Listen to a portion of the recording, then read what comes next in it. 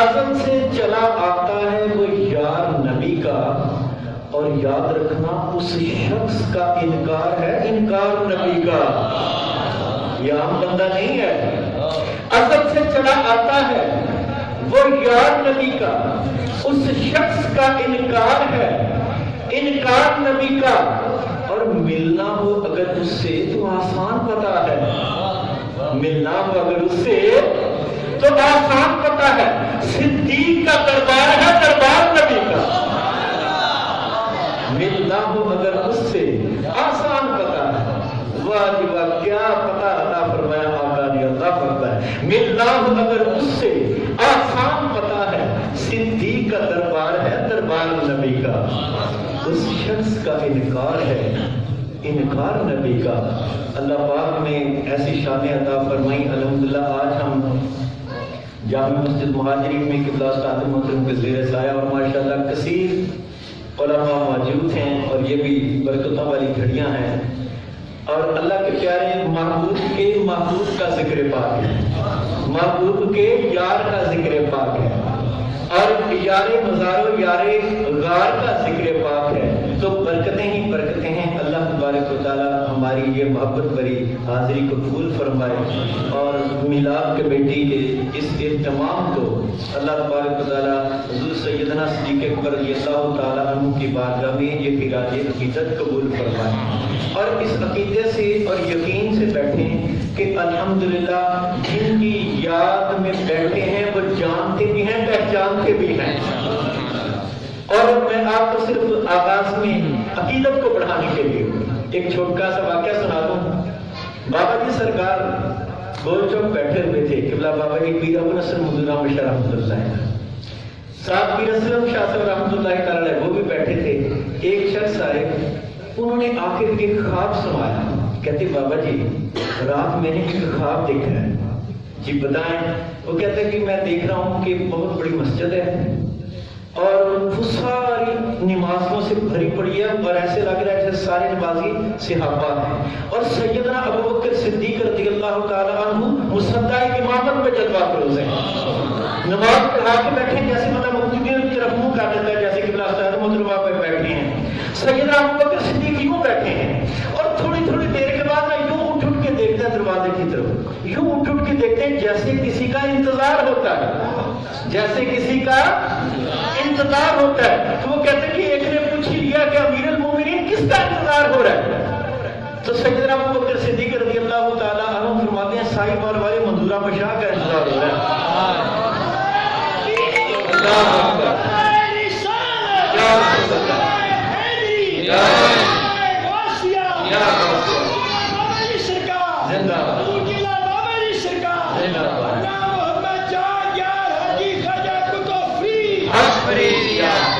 اچھا بات کیا تھی؟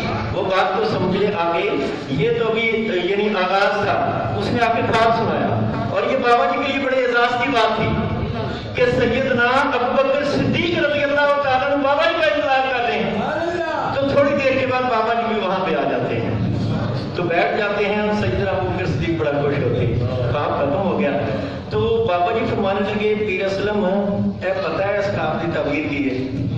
تو کہتا جی میں تو نہیں پتا کی۔ بابا جی فرماتے ہیں جڑا راتی طارق بن زیاد کالونی دے وچ امیر المؤمنین ابو بکر صدیق دی شان چ جلسہ سی نا، انہاں دی بارگاہ وچ قبول ہو گیا ہے، انہوں نے قبول فرما لی حاضری۔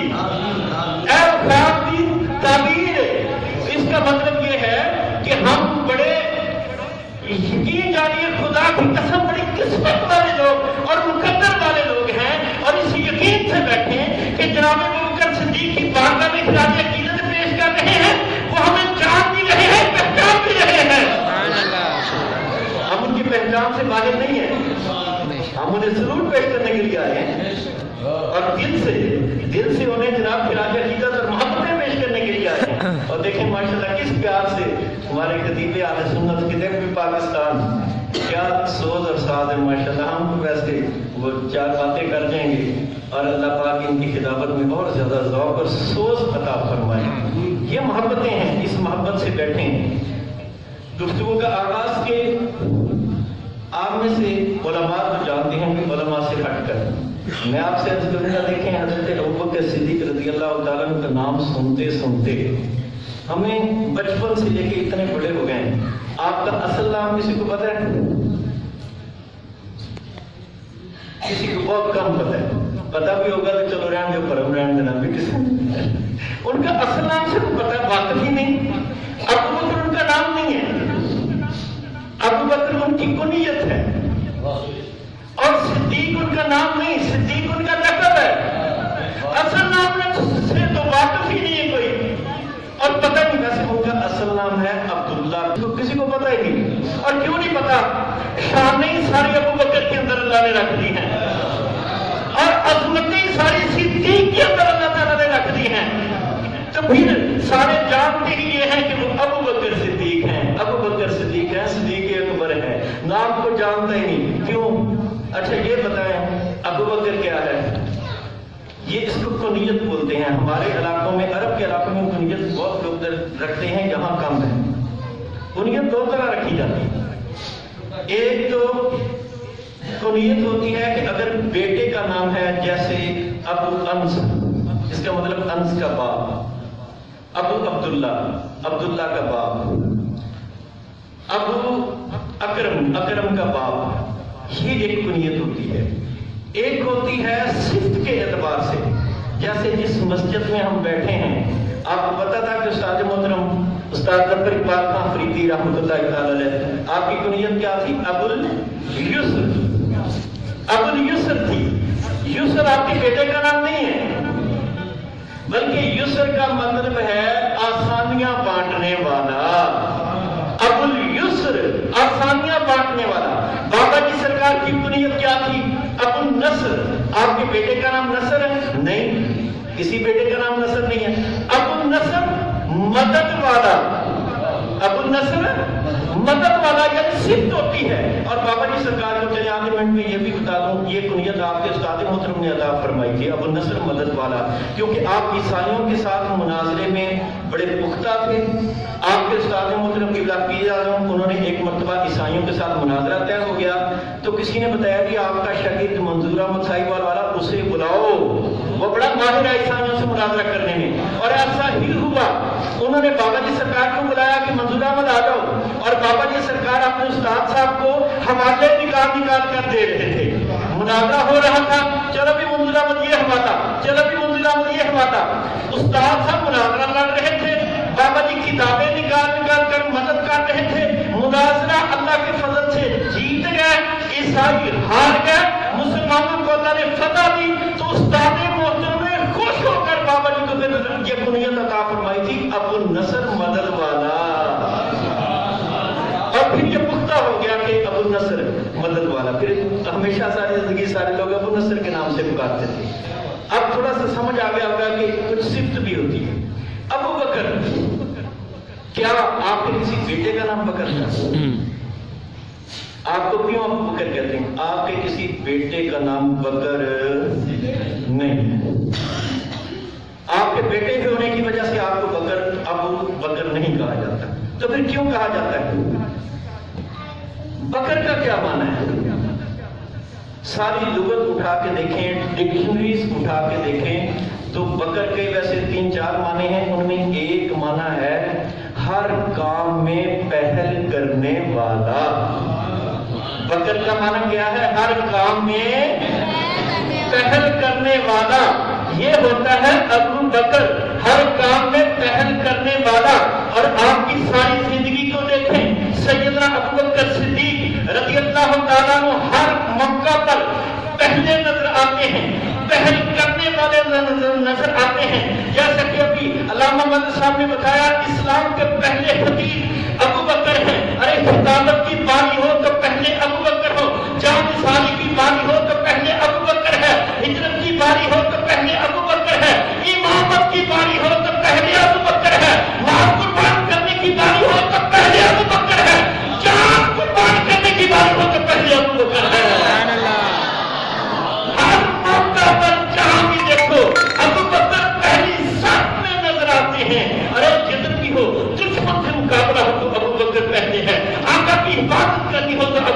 پہلے ہے. ارے کباب کا پان کھانا ہو تو ابو بکر پہلے ہے. دشمنوں کو جواب دینا ہو تو ابو بکر پہلے ہے. حضور چلے جائیں مسلح امامت میں کھڑے کرنا ہو تو ابو بکر پہلے ہے. ارے ہر موقع میں نظر آتا ہے تو ابو بکر صف اول میں نظر آتا ہے.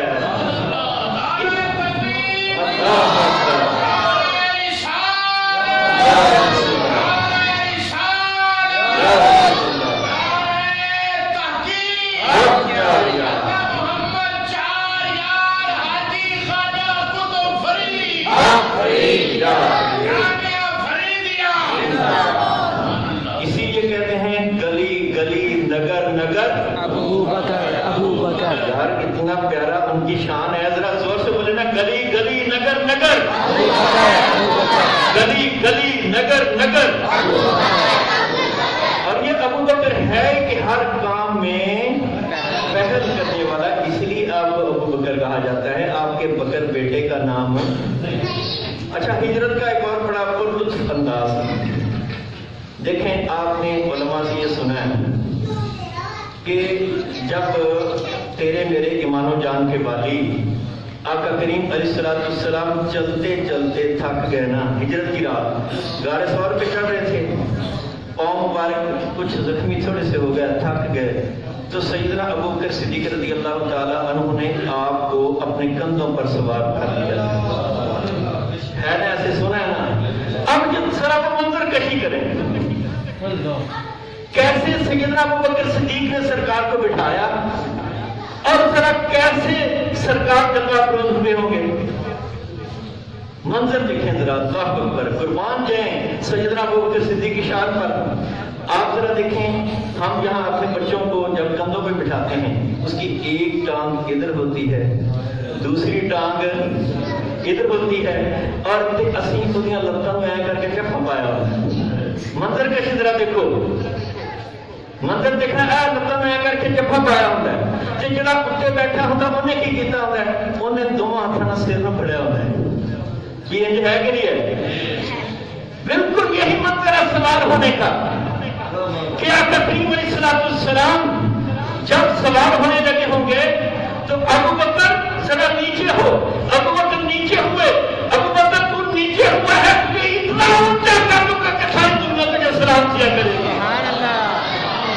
اتنا اونچا کر دوں گا, تو نیچے ہو مجھے بٹھا, اتنا اونچا کر دوں گا ساری دنیا دنیا اٹھا اٹھا کے تجھے سلام کیا کرے گی. اور ابو بکر جھکے ہیں تو اٹھا دیا ہے سرکار نے. سرکار جب کندھوں پہ سوار ہوئے, سرکار کا ایک اب ٹانگ مبارک ادھر تھی, دوسری ٹانگ مبارک ادھر تھی. حضرت ابو بکر صدیق نے قدموں کو جبھے میں لیا ہوا تھا اور سینے سے یوں چمٹایا ہوا تھا. آقا کریم علیہ السلام نے آپ کے ساتھ مبارک کو دونوں ہاتھوں سے پکڑا ہوا تھا. ارے دیکھیں وہ کیسا منظر تھا کہ سیدنا ابو بکر صدیق کا سر مصطفیٰ کے ہاتھ میں, ساتھ میں دماغ مصطفیٰ کے ہاتھ میں, دماغ میں سوچ مصطفیٰ کے ہاتھ میں, سوچ اور فکر مصطفیٰ کے ہاتھ میں, اور دل پر قدم مبارک جمے ہوئے ہیں. قدم دل کے ساتھ لگا ہوا ہے. دماغ مصطفیٰ کے ہاتھ میں, سوچ مصطفیٰ کے ہاتھ میں, فکر مصطفیٰ کے ہاتھ میں. جب ایسا منظر ہوگا تو ابو بکر مصطفیٰ کے بغیر سوچ نہیں جا سکتا ہے. دنیا میں مصطفیٰ کے بغیر ان کی سوچ میں کچھ آتا ہی نہیں ہے. صرف سوچ ہے تو مصطفیٰ کے نام کی سوچ ہے. اور قربان جائیں آپ کی شان پر, اسی فکر پر کہ سوچ ہے کہ مصطفیٰ کے نام کی. ایک واقعہ کہ جب صلح حدیبیہ ہوئی نا, وقت بھی کم ہے اس لیے میں تھوڑا سا تیز کوشش کر رہا ہوں کہ کچھ نہ کچھ ساتھ حاصل کر لیں. صلح حدیبیہ کیسے ہوئی؟ 2-3 سال ہو گیا ہجرت کر کے سارے صحابہ مکہ مدینہ شریف پہنچ گئے تھے.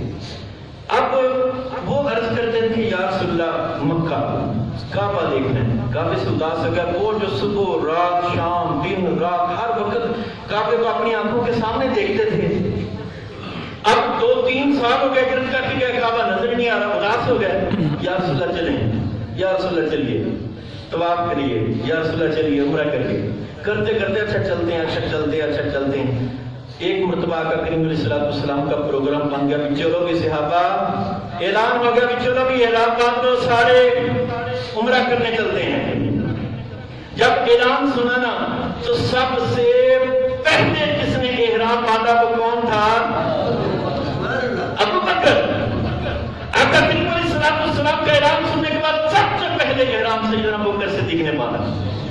سب نے باندھ لیا، چلے گئے حدیبیہ کے مقام پہ رک گئے. کیوں؟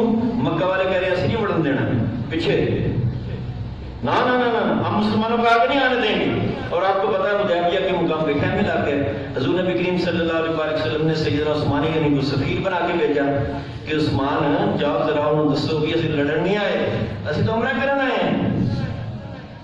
حضرت عثمان غنی کے سفیر بن کے بعد لمبی وہاں کیا کچھ ہوا. الغرض انہوں نے پھر بھی آنے مکہ میں داخل ہونے نہیں دیا. وہ وہاں پر آگے انہوں نے کہا جی معاہدہ لکھو. آقا کریم علیہ السلام مسلمانوں اور کافروں کے درمیان وہاں پہ ایک صلح نامہ ہوا، طے ہوا، جس کو کہتے ہیں صلح حدیبیہ، جس کو صلح حدیبیہ کہا جاتا ہے. اس میں یہ طے آیا کہ اس بار واپس مڑ جائیں، عمرہ نہیں کرنا، یہیں سے واپس چلے جاؤ. ایک شرط یہ تھی، اور بھی بہت ساری تھی، بڑی کڑی شرط تھی، یعنی مشکل سی، مسلمانوں کے بظاہر خلاف نظر آ رہی تھی بظاہر. آقا کریم علیہ السلام نے فرمایا کہ ٹھیک ہے ابھی پھر کر لیں گے عمرہ کر. حضور نے اعلان فرما دیا کہ چلو بھی صحابہ احرام کھول، ہوں عمرہ نہیں کرنا، ہوں اگلی بار آؤ، بس ساڈا موت ہو گیا، ہوں اسی عمرہ نہیں کرنا. جب آقا کریم علیہ السلام نے فرمایا احرام کھول دو، آپ کو پتا ہے احرام باندھا جاتا ہے عمرے کے لیے، اور جب تک عمرہ نہ ہو احرام کھولا نہیں جاتا. آقا نے فرمایا احرام کھول دو. جب حضور نے اعلان فرمایا تو سب سے پہلے احرام کھولنے والا کون تھا؟ جناب ابو بکر.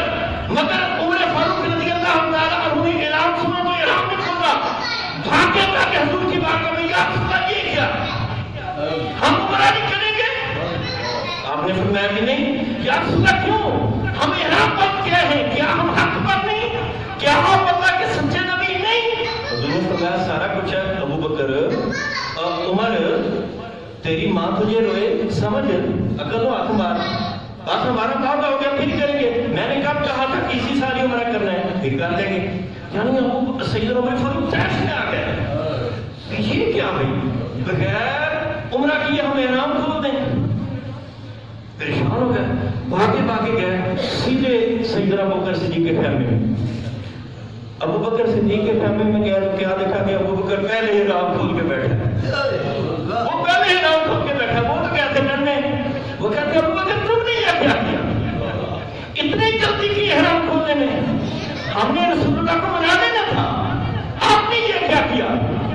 تو سیدنا ابو بکر صدیق بھی فرماتے ہیں عمر تیری ماں تجھے روئے، وہی جملے اور سرکار نے جو فرمائے وہی جملے. عمر تیری ماں تجھے روئے کیا کرتا ہے؟ سیدنا ابو بکر صدیق رضی اللہ تعالیٰ عنہ نے وہاں پہ جو جملے ارشاد فرمائے نا، ارے خدا کی قسم اپنے دل کی تحقیق میں آج بھی لکھ لیں، اور اس عقیدے کا پختہ کامیں کہ جو ابو بکر صدیق کا عقیدہ ہے وہی ہمارا عقیدہ ہے، وہی سب مومنوں کا عقیدہ ہے، وہی عالمی اسلام کا عقیدہ ہے. سیدنا ابو بکر صدیق رضی اللہ تعالیٰ عنہ نے کیا کہا؟ آپ نے فرمایا کہ عمر مجھے نہیں پتا عمرہ کیا ہوتا ہے، مجھے نہیں پتا احرام کیا ہوتا ہے، مجھے نہیں پتا طواف کیا ہوتا ہے، میرے مصطفیٰ نے کہا احرام باندھ لو، ہم نے باندھ لیے. میرے مصطفیٰ نے کہا کھولنا تو ہم نے کھول لیے ہیں. مجھے نہیں پتا احرام اور عمرہ کیا ہوتا ہے، مجھے نہیں پتا طواف کیا ہوتا ہے، مجھے نہیں مسئلے آتے، مجھے مسئلہ اتنا ہی آتا ہے. مصطفیٰ نے کہا تھا تو ہم نے باندھ لیا، مصطفیٰ نے کہا تھا تو ہم نے کھول دیا. سانو رہنا کی مسئلہ ہوتا ہے، اور یہی مسئلہ ہمارے ایمان کی جان ہے کہ جو مصطفیٰ بس آقا کریم علیہ السلام کا قول اور پھر سب سے آگے. پتہ نہیں، وہ کہتے پتہ نہیں خدا کہاں تھا، مصطفیٰ نے فرمایا تو ہم نے مان لیا. اور دیکھیں نا ایک یہ عشق کے ساتھ ہیں، اور یہ سیدنا ابو بکر صدیق کا وہ فیض ہے عقیدے کی صورت میں جو ہم تک پہنچا ہے. ایک گیا نا صوفی صاحب کسی امام صاحب سے پوچھنے کے لیے، مسئلہ پوچھنے کے لیے گئے. انہوں نے کہا کہ حضرت جی میرے پاس 200 درہم یا دینار، 200 درہم میرے پاس پیسے ہیں، اس کی زکوٰۃ کتنی بنتی ہے؟ زکوٰۃ آپ کو پتہ ہے 2.5% ہوتی ہے. 100 میں سے 2.5 روپے، 100 میں سے 2.5 روپے کی یہ زکوٰۃ ہے. مسئلہ پوچھنے گئے یہ زکوٰۃ کتنی ہوتی ہے؟ 200 دینار ہے میرے پاس. وہ امام صاحب فرمانے لگے تو مسئلہ شریعت کا پوچھنا ہے، مسئلہ طریقت کا پوچھنا ہے، یا مسئلہ عشق کا پوچھنا ہے؟ شریعت کا مسئلہ پوچھنا ہے، طریقت نال دساں یا عشق کا مسئلہ دساں؟ وہ کہتے ہیں کی مطلب؟ کہتے ہیں ہاں تین مسئلے نے۔ وہ کہتے ہیں اچھا تین نے تو تین ہی دس دیو۔ وہ امام صاحب فرماتے ہیں اچھا پھر سن، شریعت کا مسئلہ یہ وا کہ 200 دے وچوں 5 خیرات کر دے تے 195 رکھ لے۔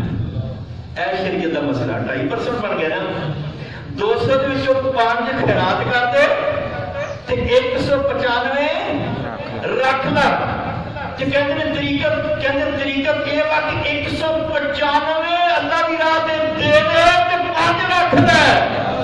طریقت آنے وہ کہتے عشق کہ 200 تو دفعہ سارا اللہ کی راہ تے قربان کر دے۔ وہ کہتے عشق کا مسئلہ کتوں سیکھا؟ کہتے صدیق اکبر کو سیکھا ہے۔ عشق کا مسئلہ کہاں سے سیکھا؟ کہتے ہیں امام العاشقین صدیق اکبر سے سیکھا ہے۔ اور کہاں سے سیکھا ہے؟ جیسے ابھی انہوں نے ذکر کیا، غزوہ تبوک کا موقع حضور نے فرمایا سارے چندہ لے آؤ۔ سیدنا عمر فاروق سارے اس دن کہتے ہیں لے آگے آج بازی لے جائیں گے۔ سیدنا عمر فاروق تسی علماء کو بہت بڑی سنے ہیں ماشاءاللہ، برکت بھی محرز کر رہے ہیں۔ حضرت عمر فاروق کو حضور نے پوچھا ہے بھی کی لے کے آیا کی لے کے آیا؟ کہ حضرت عمر فاروق عرض کرتے ہیں کہ یا رسول اللہ ادھا چھڈ آیا گھر تے ادھا لے آیا۔ گھر تے سارے سامان ادھا ادھا کیتا ہے۔ ذرا آج کوئی ادھا کی ساڑی جی تو 100 روپیہ نہیں نکلتا اللہ کی قسم۔ وہ ہال پہ جاتے رہتے لوگ 100 روپیہ دینا مصیبت بڑا اوکھا کام ہے۔ اور یہ اوکھا کیوں ہے کہ قرآن نے دس کے دیتا کہ اوکھا کیوں؟ سانو پتہ پھر بھی نہیں لگتا۔ اللہ پاک نے قرآن مقدس چ فرمایا کہ جدوں تسی اللہ دی راہ تے دین لگو نا تے فوراً شیطان وسوسہ پاتا ہوئے غریب ہو جائے گا، نہ دیں غریب ہو جائے گا۔ ایسے نہیں ہے، یہ اللہ نے پہلے دستا کہ شیطان فوراً آ جاتا حملہ کرو نہ غریب ہو جائے گا، اینے خرچے تیرے نہ دیں اللہ دی راہ۔ یہ شیطانی حملہ ہے۔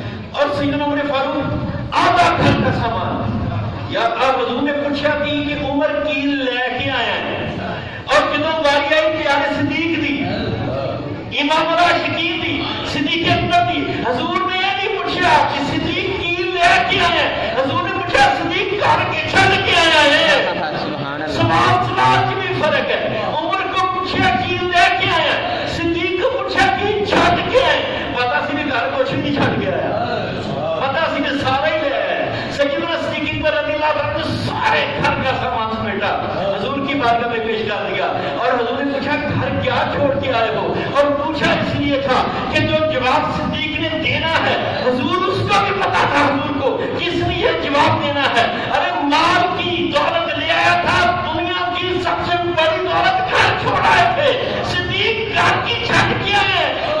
یا رسول اللہ اللہ تو دے رسول چھڑ کے آیا ہے، سبحان اللہ، جڑی دنیا کی سب تو بڑی دولت ہے۔